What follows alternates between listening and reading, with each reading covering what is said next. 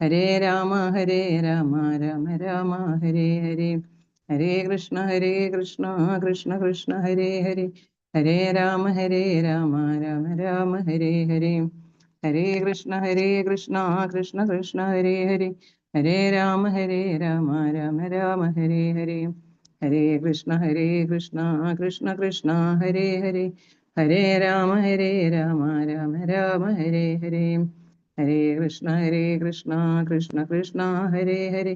ഹരേ രാമ രാമ ഹരേ ഹരേ. ഹരേ കൃഷ്ണ കൃഷ്ണ കൃഷ്ണ ഹരേ ഹരേ. ഹരേ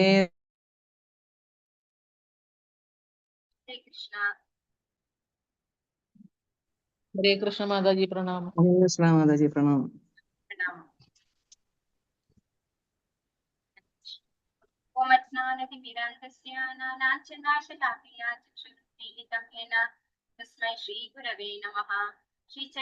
ഹരേ കൃഷ്ണ മാതാജി പ്രണാമം. ഹരേ കൃഷ്ണ മാതാജി പ്രണാമം മാതാജി. വന്ദേഹം ശ്രീഗുരോ ശ്രീയുതപദകമലം ശ്രീഗുരുൻ വൈഷ്ണവംശ ശ്രീരൂപം സാഗ്രജാതം സദഗണരത്നാദാന്വിതം ഹംസജീവം സാഗ്രീതം സാവധൂതം പരിജനസഹിതം കൃഷ്ണചൈതന്യദേവം ശ്രീരാധാകൃഷ്ണപാദാൻ സഹഗണ ലളിതാ ശ്രീവിശാഖാന്വിതാംശ. നമോ വിഷ്ണുപാദായ കൃഷ്ണപൃഷ്ഠായ ഭൂതലേ ശ്രീമതേ ഭക്തിവേദാന്ത സ്വാമിനിധി നാമിനെ. നമസ്തേ സാരസ്വതി ദേവി ഗൗരവാണി പ്രചാരിണേ നിർവിശേഷ ശൂന്യവാദി പാശ്ചാത്യ ദേശതാരിണി വാഞ്ചാകൽപതരുഭ്യശ്ച കൃപാസിന്ധുഭ്യശ്ച പതിതാനാം പാവനേഭ്യോ വൈഷ്ണവേഭ്യോ നമോ നമഃ. ഹേ കൃഷ്ണ കരുണാ സിന്ധു ദീനബന്ധു ജഗത്പതേ ഗോപേശ ഗോപികാ കാന്ത രാധാ കാന്ത നമോസ്തുതേ. തപ്ത കാഞ്ചന ഗൗരംഗീ രാധേ വൃന്ദാവനേശ്വരി വൃഷഭാനുസുതേ ദേവി പ്രണമാമി ഹരിപ്രിയേ. ജയ ശ്രീകൃഷ്ണ ചൈതന്യ പ്രഭു നിത്യാനന്ദ ശ്രീ അദ്വൈത ഗദാധര ശ്രീവാസാദി ഗൗര ഭക്ത വൃന്ദ. ഹരേ കൃഷ്ണ കൃഷ്ണ കൃഷ്ണ ഹരേ ഹരേ. ഹരേ രാമ രാമ രാമ ഹരേ ഹരേ. ഹരേ കൃഷ്ണ. ശ്രീരാധാ ഗോവിന്ദ സ്കൂൾ മാഗ്നൂരിന്റെ ഗോഡ് ഭാഗവതം ക്ലാസ്സിലേക്ക് എല്ലാ ഭക്തന്മാർക്കും സ്വാഗതം. ഓം നമോ ഭഗവതേ വാസുദേവായ. ഓം നമോ ഭഗവതേ വാസുദേവായ. ഓം നമോ ഭഗവതേ വാസുദേവായ. നിഗമകൽപതരോർഗളിതം ഫലം ശുഭമുഖാദമൃതദ്രവ സംയുതം വിഗത ഭാഗവതം രസമാലയം ഗുരവോ രസികാ ഭുവി ഭാവുകാഃ. നാരായണം നമസ്കൃത്യ നരം ചൈവ നരോത്തമം ദേവീം സരസ്വതീം വ്യാസം തതോ ജയമുദീരയേത് നഷ്ടപ്രായേഷു ഭദ്രേഷു. നിത്യം ഭാഗവത സേവയാ ഭഗവതി ഉത്തമ ശ്ലോകേ ഭക്തിർഭവതി നശ്തി കിം. കൃഷ്ണായ വാസുദേവായ ദേവകീ നന്ദനായ ച നന്ദഗോപകുമാരായ ഗോവിന്ദായ നമോ നമഃ. മദേകബന്ധോ മത്സംഗിൻ മദ്ഗുരോ മന്മഹാദന മന്നിഷ്ടാനമോസ്തുതേ. ഗ്രന്ഥ ശ്രീമദ് ഭാഗവതം കി ജയ. ശ്രീ പ്രഭുപാദ് കി ജയ. ശ്രീമദ് ഭാഗവതം സ്കന്ധം 1 അധ്യായം 17. കലിക്കുള്ള ശിക്ഷയും പാരിതോഷികവും. ശ്ലോകം 19. ഹരേ കൃഷ്ണ. ഓം നമോ ഭഗവതേ വാസുദേവായ. ശ്രീ രാധാ ഗോവിന്ദ് മന്ദിർ സ്കോൺ മാഗ്നൂരിന്റെ ഷോർട്ട് ഭാഗവതം ക്ലാസ്സിലേക്ക് എല്ലാ ഭക്തന്മാർക്കും. ഓം നമോ ഭഗവതേ വാസുദേവായ. കേചിത് വികൽപവസന അഹൗരാത്മാനമാത്മനഃ ദൈവമന്യേ പരേ കർമ്മ സ്വഭാവമപരേ പ്രഭും. എല്ലാവർക്കും ചൊല്ലാം. ഓം നമോ ഭഗവതേ വാസുദേവായ. ഓം നമോ ഭഗവതേ വാസുദേവായ. കേചിത് വികൽപവസന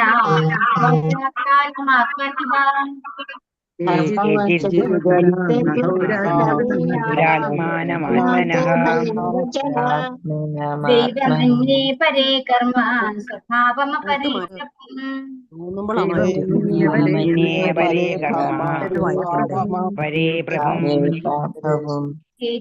അവരിൽ ചിലർ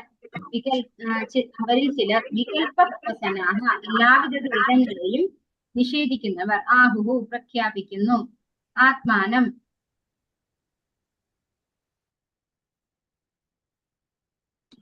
ആത്മാനം സ്വയം. ദൈവം അമാനുഷമായ അന്യ മറ്റുള്ളവർ.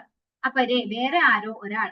അപരൻ കർമ്മം പ്രവൃത്തി സ്വഭാവം ഭൗതിക പ്രകൃതി. അപരെ മറ്റനേകം. പ്രഭു പ്രാമാണികന്മാർ. വർത്തനം ഭാവാർത്ഥം. ऐसी भक्ति वेदांत स्वामी श्री प्रभुपाद की जय. ഒരുവന്റെ വ്യക്തിപരമായ സന്തോഷങ്ങൾക്കും സന്താപങ്ങൾക്കും കാരണം സ്വയം അവൻ തന്നെയാണെന്ന് എല്ലാവിധ ദ്വൈതങ്ങളെയും നിഷേധിക്കുന്ന ചില ദാർശനികന്മാർ പ്രഖ്യാപിക്കുന്നു. അമാനുഷിക ശക്തികളാണ് ഉത്തരവാദികൾ എന്ന് വേറെ ചിലരും, എന്നാൽ കർമ്മമാണ് എല്ലാറ്റിനും ഉത്തരവാദി എന്ന് മറ്റു ചിലരും ഊന്നി പറയുന്നു. എന്നാൽ ഭൗതിക പ്രകൃതിയാണ് എല്ലാറ്റിനും പരമകാരണമെന്ന് ഭൗതികവാദികൾ വിശ്വസിക്കുന്നു. അപ്പോ ഇത് സംസാരിക്കുന്നത് ആരാണ്? ധർമ്മ അല്ലെ, അതായത് കാളയാണ് സംസാരിക്കുന്നത്. കാള പരീക്ഷിത് മഹാരാജാവിനോട് പറയാണ്, ആരാണ് എന്റെ 3 കാലും ഛേദിച്ച് കളഞ്ഞത്, എനിക്ക് വേദനകൾ തരുന്നത് എന്ന് എനിക്ക് അറിയില്ല. കാരണം ഞാൻ കൺഫ്യൂസ്ഡ് ആണ്. എന്ത് കാരണം കൊണ്ട്? സൈദ്ധാന്തിക ദാർശനികന്മാരെ പറഞ്ഞു വെച്ചിരിക്കുന്ന ഓരോ കാര്യങ്ങൾ നോക്കുമ്പോൾ ശരിക്കും ആരാണ് എന്നെ ശിക്ഷിച്ചിരിക്കുന്നത്, അല്ലെങ്കിൽ ആര് കാരണമാണ് എനിക്ക് ഈ 3 കാലുകൾ നഷ്ടപ്പെട്ടതെന്ന് എനിക്ക് പറയാൻ സാധിക്കുന്നില്ല. അതാണ് ഇവിടെ എക്സ്പ്ലെയിൻ ചെയ്ത് പറയുന്നത്. എന്തൊക്കെയാണ്? ഒരുവന്റെ വ്യക്തിപരമായ സന്തോഷങ്ങൾക്കും സന്താപങ്ങൾക്കും കാരണം സ്വയം അവൻ തന്നെയാണെന്ന് എല്ലാവിധ ദ്വൈതങ്ങളെയും നിഷേധിക്കുന്ന ചില ദാർശനികന്മാർ പ്രഖ്യാപിക്കുന്നു. അപ്പൊ ചിലരെന്താ പറയുന്നത്? നമ്മുടെ സന്തോഷവും സങ്കടത്തിനും കാരണം നമ്മുടെ കർമ്മങ്ങൾ തന്നെയാണ് എന്ന് പറയുന്നു. അമാനുഷ ശക്തികളാണ് ഉത്തരവാദികൾ എന്ന് വേറെ ചിലർ പറയുന്നു. അപ്പോ അമാനുഷ പറഞ്ഞാൽ മനുഷ്യരല്ലാത്ത ചില ശക്തികളാണ് നമ്മുടെ പ്രോബ്ലംസ് ഒക്കെ ഉണ്ടാക്കുന്നത് എന്ന് ചിലർ പറയും. എന്നാൽ കർമ്മമാണ് എല്ലാറ്റിനും ഉത്തരവാദി എന്ന് മറ്റു ചിലര് ഊന്നി പറയുന്നു. അപ്പോൾ നമ്മുടെ പൂർവ്വജന്മ കർമ്മങ്ങളും ഈ ജന്മത്തിലുള്ള കർമ്മങ്ങളുമാണ് നമ്മുടെ ഓരോ സുഖവും ദുഃഖവുമായിട്ട് വരുന്നത് എന്ന് ചിലർ ഊന്നി പറയുന്നു. എന്നാൽ ഭൗതിക പ്രകൃതിയാണ് എല്ലാറ്റിനും പരമ കാരണമെന്ന് ഭൗതികവാദികൾ വിശ്വസിക്കുന്നു. അപ്പോ ഈ പ്രകൃതിയാണ് എല്ലാ പ്രശ്നങ്ങൾക്കും കാരണം എന്ന് വിശ്വസിക്കുന്നവരെ എന്തായിട്ടാണ് ഇവിടെ പറയുന്നത്? മൂഢരായിട്ടാണ് പറയുന്നത് അല്ലെ. ഭൗതിക പ്രകൃതിയാണ് കാരണം എന്ന് വിശ്വസിക്കുന്നവര്. ബ്രഹ്മസംഹിത എന്താ പറയുന്നത്? ഈശ്വര പരമാ കൃഷ്ണ സച്ചിദാനന്ദ വിഗ്രഹ ആദിർ ഗോവിന്ദ സർവ കാരണ. ഭാവാർത്ഥമേസി ഭക്തി വേദാന്ത സംശയ പ്രവർത്തിച്ച് മുകളിൽ സൂചിപ്പിച്ച പോലെ എല്ലാ ദുരിതങ്ങൾക്കും സന്തോഷങ്ങൾക്കും മുഖ്യ കാരണം അഭികാമ്യ കർമ്മമാണെന്ന് ജൈമിനിയും അദ്ദേഹത്തിന്റെ അനുയായികളും സമർത്ഥിക്കുന്നു. മാത്രവുമല്ല, ഒരു പരമാധികാരമുള്ള ശക്തി കേന്ദ്രം അഥവാ ഏതോ ചില അമാനുഷിക ശക്തിയുള്ള ദേവൻ അഥവാ ഈശ്വരൻ അഥവാ ഈശ്വരന്മാർ ദേവന്മാർ ഉള്ള പക്ഷം അദ്ദേഹം അഥവാ അവരും ദേവന്മാരും അഭികാമ്യ കർമ്മത്തിന്റെ പ്രഭാവത്തിന് കീഴിലാണ്. എന്തെന്നാൽ ഒരുവന്റെ കർമാനുസരമാണ് അവർ ഈശ്വരന്മാർ ഫലം പ്രദാനം ചെയ്യുന്നത്. നിശ്ചിത നിർവാഹകനാൽ കർമ്മം നിർവഹിക്കപ്പെടുകയാൽ കർമ്മം സ്വതന്ത്രമല്ല. ആകയാൽ നിർവാഹകൻ സ്വയം അവന്റെ സുഖദുഃഖങ്ങൾക്ക് കാരണക്കാരനാകുന്നു. മനുഷ്യൻ മനസ്സിന്റെ സഹായത്തോടെ ഭൗതിക അഭിനിവേശങ്ങളിൽ നിന്നും സ്വതന്ത്രനായി സ്വയം ഉദ്ധരിക്കണം. അപ്രകാരം ഭൗതിക യാതനകളിൽ നിന്നും സ്വയം സ്വതന്ത്രനാകാൻ ഒരുവന് കഴിയുന്നു എന്ന് ഭഗവത്ഗീത 6:5 സ്ഥിരീകരിച്ചിരിക്കുന്നു. ആകയാൽ മനസ്സിന്റെ ഭൗതിക അഭിനിവേശത്താൽ ഒരുവൻ സ്വയം ഭൗതിക വിഷയങ്ങളുടെ കുരുക്കിൽ അകപ്പെടരുത്. അപ്പോ ഇവിടെ എന്താ പറയുന്നത്? അമാനുഷിക ശക്തി എന്ന് പറഞ്ഞാൽ ഈശ്വരന്മാർ അല്ലെ, ദേവന്മാർ, ദേവന്മാരൊക്കെ അതിന് കാരണമാകുന്നുണ്ട്. അത് അഭികാമ്യ കർമ്മത്തിന്റെ പ്രഭാവത്തിന് കീഴിലാണ് അവരും. അതായത് ദേവന്മാരും എന്താണ്? നമ്മളെ പോലെയുള്ള ജീവാത്മാക്കളാണ് അല്ലെ. അതുകൊണ്ട് തന്നെ അവരെ പ്ലീസ് ചെയ്യുന്നവർക്ക് അവർ ചിലപ്പോൾ എന്ത് ചെയ്യും? സപ്പോർട്ട് ചെയ്തു എന്ന് വരും അല്ലെ. ഇപ്പൊ തെറ്റ് ചെയ്യുന്ന ആൾക്കാര് എന്തെങ്കിലും ഇപ്പൊ ആഭിചാര കർമ്മങ്ങൾ ഇതൊക്കെ നമുക്ക് അറിയാവുന്നതാണ് അല്ലെ. ഇപ്പൊ തെറ്റ് ചെയ്യുന്ന ആൾക്കാർ ഏതെങ്കിലും ഒരു ദേവനെ പ്ലീസ് ചെയ്തിട്ട് അവരുടെ അധികാര പരിധിയിൽപ്പെടുന്ന കാര്യമാണെങ്കിൽ ആ ദേവന്മാർ എന്ത് ചെയ്യും? സ്വാഭാവികമായിട്ടും അവർ നൽകും. കാരണം എന്തുകൊണ്ടാണ്? ദേവന്മാര് ഭഗവാന്റെ ശുദ്ധ ഭക്തന്മാരല്ല, അവര് ഭഗവാന്റെ ഭക്തന്മാരാണ്. അവരും എന്താണ്? നമ്മളെക്കാൾ പ്രബലരാണ്, ശക്തി കൂടിയവരാണ്. പക്ഷെ അവര് ശുദ്ധ ഭക്തന്മാരല്ല. ഭഗവാന്റെ ശുദ്ധ ഭക്തന്മാരല്ലാത്തത് കൊണ്ട് തന്നെ ഇവരുടെ ഉദ്ദേശശുദ്ധിയോ ഇതൊന്നും അവര് നോക്കില്ല. ഇവരെ പ്ലീസ് ചെയ്ത് കഴിഞ്ഞാൽ അവര് കൊടുക്കും. അപ്പൊ അവരും എന്താണെന്നാ പറയുന്നത്? സാധാരണ ബദ്ധാത്മാക്കളാണെന്നാണ് ഇവിടെ പറയുന്നത്. ഏതോ ഒരു ദേവൻ അഥവാ ഈശ്വരൻ അഥവാ ഈശ്വരന്മാർ അഭികാമ്യ കർമ്മത്തിന്റെ പ്രഭാവത്തിന് കീഴിലാണ്. എന്തെന്നാൽ ഒരുവന്റെ കർമാനുസരണമാണ് അവർ ഫലം പ്രദാനം ചെയ്യുന്നത്. ഇവര് എന്താണോ അവർക്ക് വേണ്ടുന്ന കർമ്മങ്ങൾ ചെയ്യുന്നത് അതിനനുസരിച്ച് അവര് ഫലം പ്രദാനം ചെയ്യുന്നു. നിശ്ചിത നിർവാഹകനാൽ കർമ്മം നിർവഹിക്കപ്പെടുകയാൽ കർമ്മം സ്വതന്ത്രമല്ല. ആകയാൽ നിർവാഹകൻ സ്വയം അവന്റെ സുഖദുഃഖങ്ങൾക്ക് കാരണക്കാരനാകുന്നു. ഇപ്പൊ നമ്മൾ ഓരോ കർമ്മങ്ങൾ ചെയ്യുന്നുണ്ട്.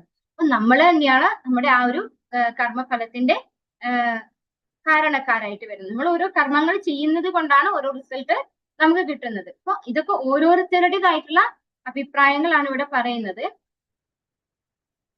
ആകയാൽ നിർവാഹകൻ സ്വയം സുഖദുഃഖങ്ങൾക്ക് കാരണക്കാരനാകും. അപ്പൊ ഇവിടെ 3 കാര്യം പറഞ്ഞു അല്ലെ. എന്താണ് ആദ്യത്തെ പറഞ്ഞത്?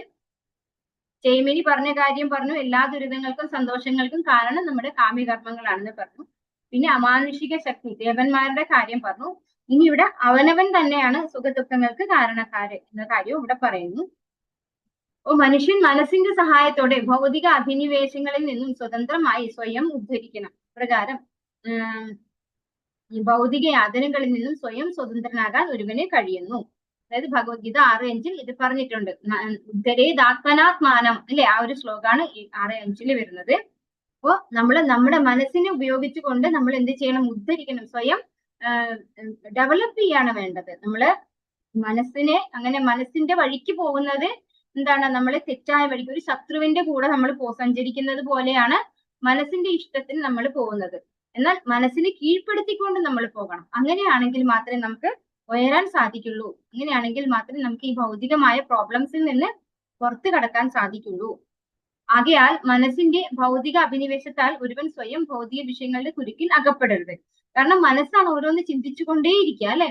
ഭൗതിക സുഖദുഃഖങ്ങളിൽ ബദ്ധനായ ആത്മാവിനെ ഒരുവന് തന്റെ മനസ്സത്രേ ബന്ധു, അത് തന്നെയാണ് ശത്രു. അപ്പോ ആ ഒരു ശ്ലോകത്തിൽ അത് പറയുന്നുണ്ട് അല്ലെ. നമ്മുടെ മനസ്സിന് അടിപ്പെട്ട് അല്ലെങ്കിൽ കീഴ്പ്പെട്ട് നമ്മൾ പ്രവർത്തിച്ചാല് ആ മനസ്സ് എന്താണ്? നമ്മള് ശത്രുവാണ് അല്ലെ. നമ്മൾ ആ ശത്രുവിന്റെ കൂടെയാണ് പോകുന്നത്, അല്ലെങ്കിൽ ശത്രുവിനെയാണ് ആശ്രയിക്കുന്നത് എന്നൊക്കെ പറയാം. എന്നാൽ അതേസമയം മനസ്സിനെ നമുക്ക് കൺട്രോൾ ചെയ്യാൻ പറ്റിയിട്ടുണ്ടെങ്കിൽ, ഇതല്ല ഇപ്പൊ ചെയ്യേണ്ടത്, ഇതല്ല നമ്മൾ ചെയ്യേണ്ടത് എന്ന് പറഞ്ഞുകൊണ്ട് ആ മനസ്സിനെ നമുക്ക് കൺട്രോൾ ചെയ്യാൻ പറ്റിയിട്ടുണ്ടെങ്കിൽ ആ മനസ്സ് ആ വ്യക്തിയുടെ എന്താണ്? സുഹൃത്താണെന്ന് പറയുന്നു അല്ലെ. അത് ശരിയായ വഴിക്കാണ് ആ വ്യക്തിയെ കൊണ്ടുപോകുന്നത്.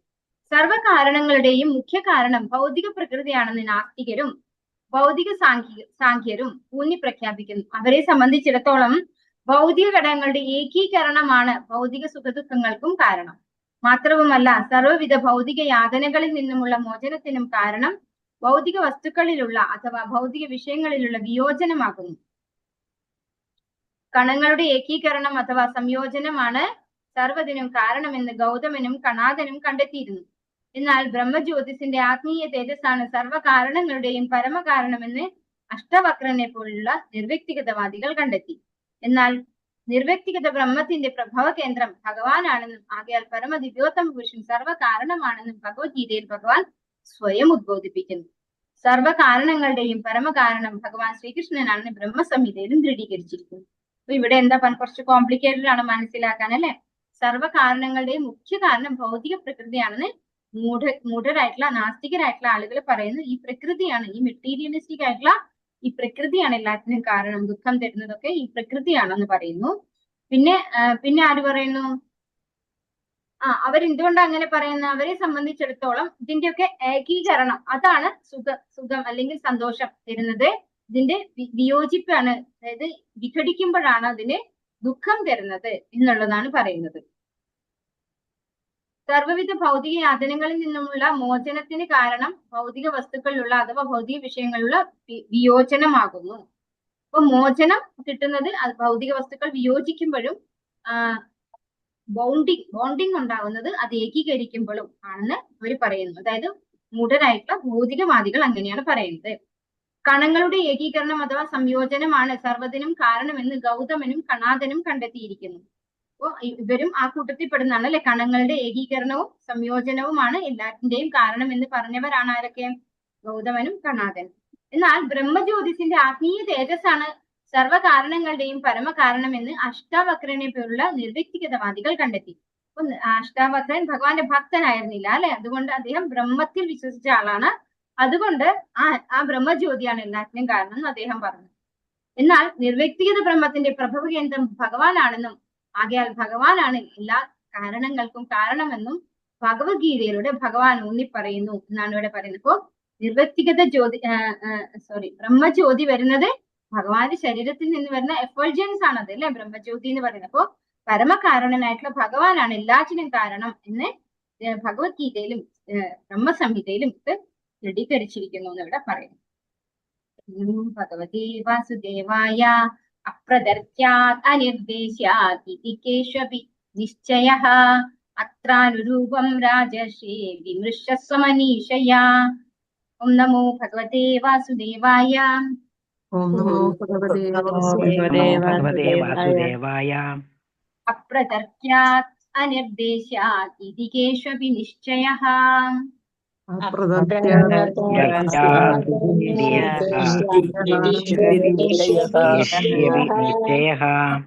അത്രാനുരൂപം രാജർഷേ വിമർശസ്വ മനീഷയാ.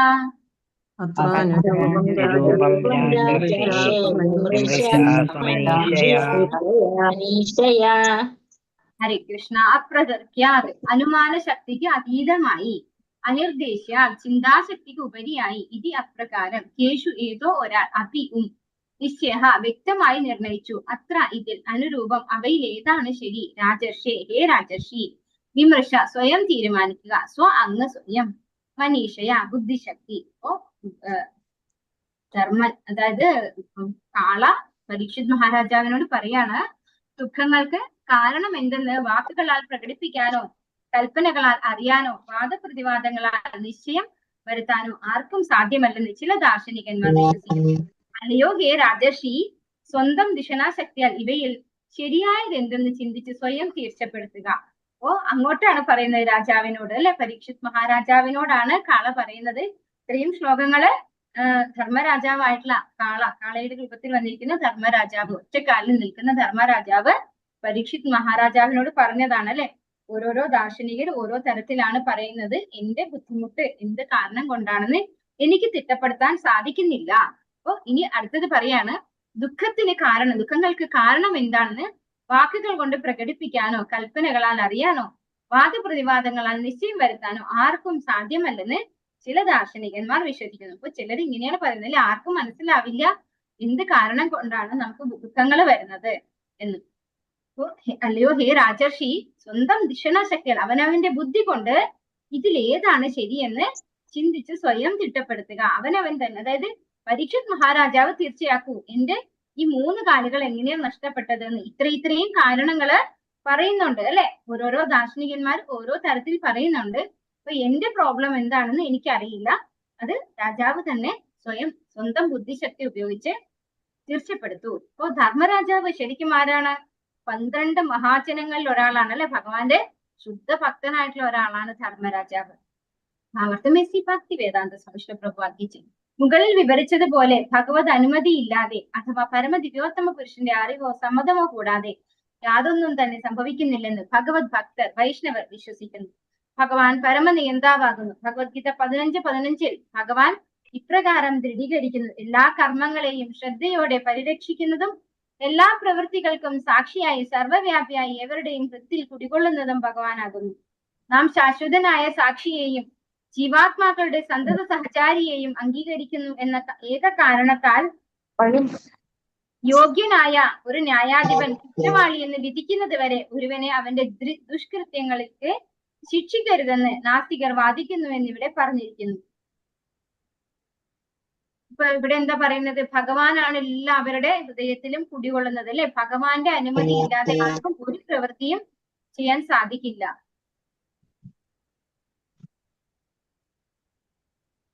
ഭഗവാന്റെ അനുമതി ഇല്ലാതെ ആർക്കും ഒരു പ്രവൃത്തിയും ചെയ്യാൻ സാധിക്കില്ല. ഭഗവാൻ എന്താണ് ഭഗവത്ഗീതയിൽ പറഞ്ഞിരിക്കുന്നത്? ഉപദ്രഷ്ടാനുമന്താച കർത്താ ഭോക്താ മഹേശ്വരഃ പരമാത്മേതി ചാപ്യുക്തോ ദേഹേസ്മിൻ പുരുഷഃ പരഃ. നമ്മൾ എന്ത് ചെയ്യുന്നു അത് ഭഗവാൻ അറിയാലോ. എന്ത് ചെയ്യുന്നു, എന്ത് ചിന്തിക്കുന്നു, എന്ത് ആഗ്രഹിക്കുന്നു. ഉപദ്രഷ്ട, ഐ വിറ്റ്നസ് ആണ്. ഭഗവാൻ നമ്മുടെ ഉള്ളിൽ ഇരുന്നുകൊണ്ട് കാണുന്നുണ്ട്. നമ്മൾ എന്ത് ചെയ്യുന്നുണ്ടെങ്കിലും ചിന്തിക്കുന്നുണ്ടെങ്കിലും ആഗ്രഹിക്കുന്നുണ്ടെങ്കിലും ഒക്കെ ഭഗവാൻ അറിയുന്നുണ്ട്. ഭഗവാൻ അറിയാതെ നമുക്കൊന്നും ചെയ്യാൻ പറ്റില്ല. പിന്നെ എന്തുകൂടെ തരുന്നുണ്ട് ഭഗവാൻ? അനുമന്ത, അല്ലെ. ഭഗവാൻ അനുമതിദായകനും കൂടെയാണ്. ഭഗവാന്റെ അനുമതി ഇല്ലാതെ അതുകൊണ്ട് തന്നെ ആർക്കും ഒന്നും ചെയ്യാൻ സാധിക്കില്ല. ജീവാത്മാക്കളുടെ സന്തത സഹചാരിയെയും അംഗീകരിക്കുന്നു, അതായത് ശാശ്വതനായ സാക്ഷി, ഉപദ്രഷ്ട, അല്ലെ. എല്ലാവരുടെ ഉള്ളിലും ഇരുന്നുകൊണ്ട് കാണുന്ന സാക്ഷിയാണ് ഭഗവാൻ. എല്ലാ ജീവാത്മാക്കളുടെയും സന്തത സഹചാരിയാണ്. എന്തുകൊണ്ട്? ഭഗവാൻ കൂടെ ഉണ്ട്, അല്ലെ. ഹൃദയത്തിൽ ഭഗവാൻ ഇരിക്കും. സർവസ്യ ചാഹം ഹൃദിസന്നിവിഷ്ടോ. ഭഗവാൻ എല്ലാവരുടെയും കൂടെ ഉണ്ട്. അപ്പൊ അങ്ങനെയുള്ള ഭഗവാൻ അവിടെ ഇരിക്കുന്നത് കൊണ്ട് തന്നെ ഏക കാരണത്താൽ യോഗ്യനായ ഒരു ന്യായാധിപൻ കുറ്റവാളി എന്ന് വിധിക്കുന്നത് വരെ. അപ്പോ ഈ ന്യായാധിപൻ ആരാണ് ഇവിടെ? പരീക്ഷിത് മഹാരാജാവാണ്, അല്ലെ. പരീക്ഷിത് മഹാരാജാവിനോടാണ് പറയുന്നത്, സ്വന്തം ദിഷണാശക്തിയാൽ ഇതിലേതാ ശരിയെന്ന് സ്വയം തീരുമാനിക്കൂ എന്ന്. അപ്പൊ ഒരു ന്യായാധിപന്റെ മുന്നിലേക്ക് വിടുകയാണ്. ഇത്രയും കാര്യകാരണങ്ങളുണ്ട്, ഇതിൽ ഏതാണ് കാരണം എന്റെ പ്രോബ്ലത്തിന് എന്ന് എനിക്കറിയില്ല. അപ്പൊ ന്യായാധിപന് വിട്ടുകൊടുക്കുകയാണ് ചെയ്യുന്നത്. അപ്പൊ ഒരു ന്യായാധിപൻ ഇന്നതാണ് കുറ്റവാളി അല്ലെങ്കിൽ ഇന്ന വ്യക്തിയാണ് കുറ്റം ചെയ്തിരിക്കുന്നത് എന്ന് തീരുമാനിക്കുന്നത് വരെ നമുക്ക് ആരെയും ശിക്ഷിക്കാൻ പറ്റില്ല എന്നാണ് പറയുന്നത്. കാരണം എല്ലാവരുടെ ഉള്ളിലും ഭഗവാനുണ്ട്. ഒരു ജീവാത്മാവ് ഭൂതകാലത്തും വർത്തമാന ജീവിതത്തിലും അവൻ പ്രവർത്തിച്ചതൊക്കെയും ഒരു പക്ഷേ വിസ്മരിച്ചേക്കാം. എന്നാൽ ഭൗതിക ശരീരമാകുന്ന അതേ വൃക്ഷത്തിൽ വ്യക്തിഗത ആത്മാവും പരമാത്മാവും രണ്ട് പക്ഷികളെ പോലെ ഇരിപ്പുണ്ടെന്ന കാര്യം നാം നിശ്ചയമായും മനസ്സിലാക്കണം. അവയിൽ ഒരു പക്ഷിയായ ജീവാത്മാവ് വൃക്ഷത്തിന്റെ കായ്കനികൾ ആസ്വദിക്കുന്നു. അതേസമയം മറ്റേ പക്ഷിയായ പരമാത്മാവ് ജീവാത്മാവിന്റെ പ്രവൃത്തികളെ വീക്ഷിച്ചുകൊണ്ട് സാക്ഷിയായി നിലകൊള്ളുന്നു. ആകയാൽ ഭഗവാന്റെ പരമാത്മഭാവം ജീവാത്മാക്കളുടെ എല്ലാ കർമ്മങ്ങളുടെയും സാക്ഷിയാകുന്നു. മാത്രവുമല്ല അദ്ദേഹത്തിന്റെ നിർദ്ദേശത്താൽ മാത്രമേ ജീവിതത്തേക്ക് താൻ ഭൂതകാലത്ത് പ്രവർത്തിച്ചതൊക്കെയും സ്മരിക്കുവാനോ വിസ്മരിക്കുവാനോ കഴിയുകയുള്ളൂ. അപ്പൊ ഭഗവാൻ ഭഗവത്ഗീതയിൽ പറഞ്ഞിട്ടുണ്ട്, മത്ത സ്മൃതി സ്നാനം അപോഹനം അല്ലെ, നമ്മൾ എന്ത് ഓർക്കണം, എന്ത് ജ്ഞാനം സമ്പാദിക്കണം, എന്ത് മറക്കണം എന്നുള്ളതും ഭഗവാന്റെ കൺട്രോളിലാണ്. അതുകൊണ്ട് നമുക്ക് പൂർവ്വകാലത്തെ കർമ്മങ്ങൾ ഒന്നും തന്നെ ഓർമ്മ ഉണ്ടായിക്കൊള്ളണം എന്നില്ല. ഭഗവാൻ തീരുമാനിക്കണം നമുക്ക് ഓർമ്മ ഉണ്ടാവണമെങ്കിൽ. ആകയാൽ ഏവരുടെയും ഹൃദയത്തിൽ സർവ്വവ്യാപിയായ നിർവ്യക്തിഗത ബ്രഹ്മമായും വികേന്ദ്രീകൃത പരമാത്മാവായും ഭഗവാൻ കുടികൊള്ളുന്നു. ഭൂതം വർത്തമാനം ഭാവി എന്നീ സർവ്വതിന്റെയും നാദാവും അദ്ദേഹമാകുന്നു. വേദാഹം സമതീതാനി വർത്തമാനാനി ച അർജുന ഭവിഷ്യാണി ച ഭൂതാനി മം തു വേദാന കർശന. ഭഗവാൻ ഭഗവത്ഗീതയിൽ പറഞ്ഞിട്ടുണ്ടല്ലോ, എല്ലാ ജീവാത്മാവിന്റെയും ഭൂതം ഭാവി വർത്തമാനം ഒക്കെ ഞാൻ അറിയുന്നു, പക്ഷെ എന്നെ ആർക്കും അറിയില്ല അല്ലെ. മാത്രമല്ല യാതൊന്നും തന്നെ അദ്ദേഹത്തിൽ നിന്നും രഹസ്യമാക്കി വെക്കാൻ സാധ്യവുമല്ല. ഭക്തർക്ക് ഈ സത്യം അറിയാവുന്നതിനാൽ കർമ്മഫലങ്ങളെ കുറിച്ച് ഉത്കണ്ഠപ്പെടാതെ അവരുടെ കർത്തവ്യങ്ങൾ ആത്മാർത്ഥമായി നിറവേറ്റുന്നു.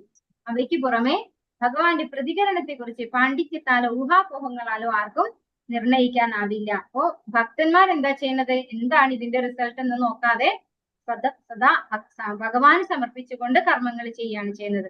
അപ്പോ എന്ത് തന്നെയായാലും ഭഗവാൻ തീരുമാനിച്ചോട്ടെ അല്ലെ. ഇതിന്റെ ശരി തെറ്റുകളെ കുറിച്ച് ഭക്തന്മാര് ബോധേഡാവാറില്ല.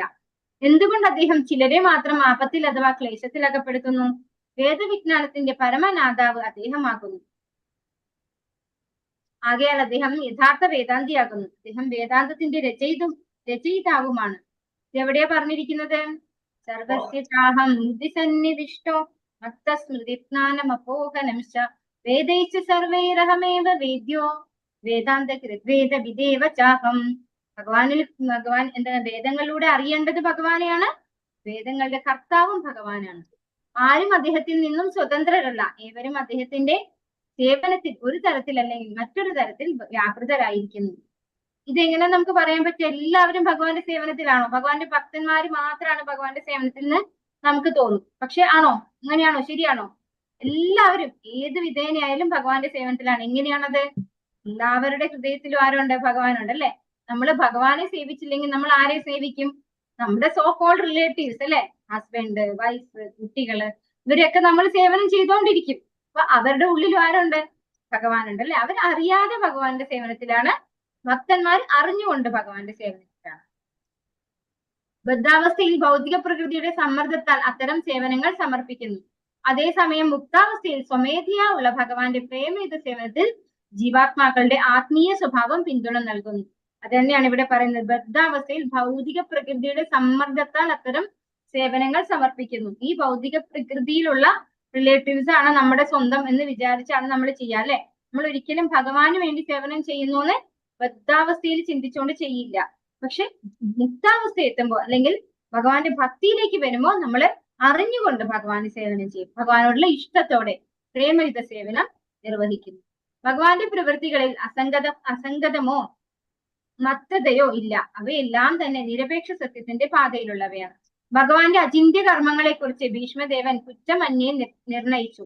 പരീക്ഷിത് മഹാരാജാവിന്റെ മുന്നിൽ അവതരിച്ച ധർമ്മ പ്രതിരൂപത്തിന്റെയും കാള, ഭൂമി ദേവിയുടെ പ്രതിരൂപത്തിന്റെയും പശു ക്ലേശങ്ങൾ പരീക്ഷിത് മഹാരാജാവ് ഒരു ഉത്തമ ഭരണാധികാരി എന്ന് തെളിയിക്കാനായി ആസൂത്രണം ചെയ്ത ഒന്നായിരുന്നു. എന്തെന്നാൽ ആത്മീയ മുന്നേറ്റത്തിന്റെ ഇരു സ്തംഭങ്ങളായ ഗോക്കൾക്കും ഭൂമി ബ്രാഹ്മണർക്കും ധർമാനുശാസനങ്ങൾ സംരക്ഷണം നൽകേണ്ടത് എപ്രകാരമാണെന്ന് അദ്ദേഹത്തിന് നല്ലവണ്ണം അറിയാമായിരുന്നു. ഈ വസ്തുതയെ ഈ സംഭവത്തിലൂടെ ഇവിടെ ദൃഢീകരിച്ചിരിക്കുന്നു. ഏവരും ഭഗവാന്റെ പൂർണ്ണ നിയന്ത്രണത്തിലാണ്. ഒരു വിശിഷ്ട കാര്യമാണെന്ന പരിഗണനയൊന്നും കൂടാതെ ആരെ കൊണ്ടെങ്കിലും എന്തെങ്കിലും ഒരു കാര്യം ചെയ്യിപ്പിക്കണമെന്ന് അദ്ദേഹം ആഗ്രഹിക്കുന്ന പക്ഷം ഭഗവാൻ സ്വകർമ്മം തികച്ചും കൃത്യതയോടെ നിർവഹിക്കുന്നു. അപ്രകാരം മഹത്വം തെളിയിക്കാനായി പരീക്ഷിത് മഹാരാജാവ് ഭഗവാനാൽ പരീക്ഷിക്കപ്പെട്ടു. അദ്ദേഹം എപ്രകാരമാണ് ഈ പ്രശ്നം വിവേകപൂർവ്വം പരിഹരിച്ചതെന്ന് ഇപ്പോൾ നമുക്ക് നോക്കാം. അപ്പോ ഇവിടെ കാള ആയിട്ട് വന്നിരിക്കുന്ന ധർമ്മരാജാവ് എന്താ പരീക്ഷിത് മഹാരാജാവിനോട് പറഞ്ഞത്? ഒരുപാട് കാരണങ്ങളുണ്ട് എന്റെ ഈ ബുദ്ധിമുട്ടിന്, അല്ലെ? ഇതിൽ ഏതാണ് കാരണം എന്ന് എനിക്ക് തിട്ടപ്പെടുത്താൻ പറ്റുന്നില്ല. താങ്കൾ തന്നെ അവനവന്റെ ബുദ്ധി ഉപയോഗിച്ച് അത് നിശ്ചയിച്ചോളൂ. അപ്പൊ ഇവിടെ പറയാണ് പരീക്ഷിത് മഹാരാജാവ് ഒരു ഉത്തമനായിട്ടുള്ള ഭരണാധികാരിയാണെന്ന് തെളിയിക്കാൻ വേണ്ടിയിട്ട് ഭഗവാനാൽ ചെയ്യപ്പെട്ടിട്ടുള്ള ഒരു സിറ്റുവേഷൻ ആണ് ഇപ്പൊ ഇവിടെ കണ്ടിട്ടുള്ളത്. അതായത് കലിപുരുഷനാൽ ധർമ്മത്തിന്റെ പ്രതിരൂപമായിട്ടുള്ള കാളയെയും ഭൂമിദേവിയുടെ പ്രതിരൂപമായിട്ടുള്ള പശുവിനെയും ആക്രമിക്കുന്നത് കാണാനിടയാകുന്നു. അവരോട് ആരാണ് നിങ്ങളെ ഉപദ്രവിക്കുന്നതെന്ന് ചോദിച്ചപ്പോ ഒട്ടും തന്നെ പറയുന്നില്ല കലിരൂപമാണെന്നോ അല്ലെങ്കിൽ ഇന്ന വ്യക്തിയാണെന്നോ ഞങ്ങളുടെ പ്രോബ്ലത്തിന് കാരണം അവർ പറയുന്നില്ല. ഇനി ഒരു രാജാവാണ് താങ്കൾ, ഒരു ഉത്തമ രാജാവാണ്, ഇതൊക്കെ കാര്യങ്ങൾ ഇത്രയൊക്കെ ഉണ്ട്, ശരിയായ രീതിയിൽ മനസ്സിലാക്കി അതെന്താണ് ശിക്ഷിക്കേണ്ടത്, ആരെയാണ് ശിക്ഷിക്കേണ്ടത്, ആരാണ് കാരണക്കാരനെന്ന് കണ്ടെത്തി അവർക്ക് വേണ്ടുന്ന ശിക്ഷ കൊടുക്കണം എന്ന് പറയാണ് ധർമ്മരാജൻ. സൂത ഉവാച ഏവം ധർമ്മേ പ്രവദതി സമ്രാഡ്വിജസത്തമാഃ സമാഹിതേന മനസാ വിഖേദഃ പര്യചഷ്ടതം. ഓം നമോ ഭഗവതേ വാസുദേവായ. സൂത ഉവാച ഏവം ധർമ്മേ പ്രവദതി സമ്രാഡ്വിജസത്തമാഃ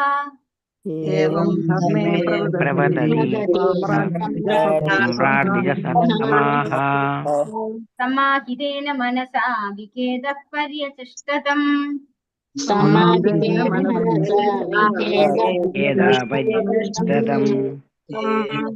ഹരേ കൃഷ്ണ. സൂത ഉവാച, സൂത ഗോസ്വാമി പറഞ്ഞു, ഏവം അതിനാൽ ധർമ്മേ ധർമ്മവിദ്യം പ്രവദതി അപ്രകാരം സംസാരിച്ച ശേഷം സ അദ്ദേഹം സാമ്രാട്ട് ദ്വിജസപ്തമാഹ ബ്രാഹ്മണ ശ്രേഷ്ഠ സമാഹിതേന പൂർണ്ണ ശ്രദ്ധയോടെ മനസ്സാൽ വിഖേദ തെറ്റുകൂടാതെ പര്യചഷ്ട പ്രവൃത്തി വച്ചിച്ചു സം അദ്ദേഹത്തോട് വർത്തനം ഭാവം ഭക്തി വേദാന്ത സംശ്ല പ്രഭാതിച്ച് സൂത ഗോസ്വാമി പറഞ്ഞു, ഹേ ബ്രാഹ്മണ ശ്രേഷ്ഠരെ, ധർമ്മ വ്യക്തിത്വത്തിന്റെ യമദേവന്റെ സംഭാഷണം ശ്രദ്ധാപൂർവ്വം ശ്രമിച്ച ശേഷം സംതൃപ്തനായ പരീക്ഷിത് മഹാരാജാവ് പശ്ചാത്താപമോ തെറ്റോ കൂടാതെ ഇപ്രകാരം പ്രതിവചിച്ചു. അപ്പം തിരിച്ച് മറുപടി പറയാണ് പരീക്ഷിത് മഹാരാജാവ്. ഭക്തി വേദാന്ത സംശ്ല പ്രഭാതിച്ച് ധർമ്മ വ്യക്തിത്വമായ ഋഷഭത്തിന്റെ പ്രസ്താവന തത്വശാസ്ത്രത്താലും വിജ്ഞാനത്താലും പരിപൂരിതമായിരുന്നതിനാൽ ഋഷഭത്തിന്റെ ക്ലേശങ്ങൾ സാധാരണമല്ലെന്ന് മനസ്സിലാക്കുവാൻ രാജാവിന് കഴിഞ്ഞു. മാത്രവുമല്ല ഋഷഭത്തിന്റെ മറുപടി ശ്രവിച്ച് രാജാവ് സംതൃപ്തനാകുകയും ചെയ്തു. പരമപുരുഷന്റെ നിയമത്തെക്കുറിച്ച് അഥവാ അനുശാസനകളെ സംബന്ധിച്ച് ശരിക്കും സുജ്ഞാതനല്ലാത്ത ഒരുവനെ ദാർശനികമായ സത്യങ്ങളെ തത്വശാസ്ത്രപരമായ പരമാർത്ഥങ്ങളെ സ്പർശിച്ചുകൊണ്ട് സംവദിക്കുവാൻ കഴിയുകയില്ല. ധർമ്മരാജാവിന് സമാന ബുദ്ധിപൂർവ്വത ഉള്ളതിനാൽ പരീക്ഷിത് മഹാരാജാവ് അസന്ദിഗ്ധമായി പ്രതിവചിച്ചു. അപ്പോ പരീക്ഷിത് മഹാരാജാവിന് യഥാർത്ഥത്തില് ധർമ്മരാജാവിന്റെ ആ ഒരു ഉദ്ദേശം അത് മനസ്സിലായിട്ടുണ്ട്. അദ്ദേഹം എന്താ ഇവിടെ പറയുന്നത്? പരമപുരുഷന്റെ നിയമത്തെക്കുറിച്ച് അനുശാസനങ്ങളെ സംബന്ധിച്ച് ശരിക്കും സുജ്ഞാതനല്ലാത്ത ഒരുവന് ദാർശനികമായ സത്യങ്ങളെ സ്പർശിച്ചുകൊണ്ട് സംവദിക്കാൻ കഴിയും. ഭഗവാന്റെ അനുശാസനങ്ങളെ കുറിച്ച് ശരിയായ രീതിയിൽ അറിവുള്ള ഒരാൾക്ക് മാത്രമേ ഇങ്ങനെ ഈ രീതിയിൽ ആരാണ് എന്റെ പ്രശ്നത്തിന് കാരണമെന്ന് എനിക്കറിയില്ല, ഇന്ന ദാർശനികരൊക്കെ ഇന്ന രീതിയിലൊക്കെ പറഞ്ഞിട്ടുണ്ടെന്ന് പറയണമെങ്കിൽ അദ്ദേഹത്തിന് അതിനെക്കുറിച്ച് വ്യക്തമായ ജ്ഞാനം ഉണ്ടായിരിക്കണം. അതുകൊണ്ട് തന്നെ എന്താണ് ഇതിന്റെ പിന്നിലുള്ള കാര്യകാരണങ്ങൾ എന്ന് മനസ്സിലാക്കാൻ പരീക്ഷിത് മഹാരാജാവിന് സാധിച്ചു എന്നാണ് ഇവിടെ പറയുന്നത്. ഹരേ കൃഷ്ണ കൃഷ്ണ കൃഷ്ണ ഹരേ ഹരേ ഹരേ രാമ രാമ രാമ ഹരേ ഹരേ. വാഞ്ചാകൽപതരൂപശ്ച കൃപാ സിന്ധുഭ്യവശ്ച പതിതാനാം പാവനേ वैष्णवेभ्यो नमो नमः. आनंदकोटि वैष्णव प्रभुपाद की जय, गुरु महाराज की जय, निताय गौर प्रेमानंदे। हरे हरि बोल। हरे कृष्णा।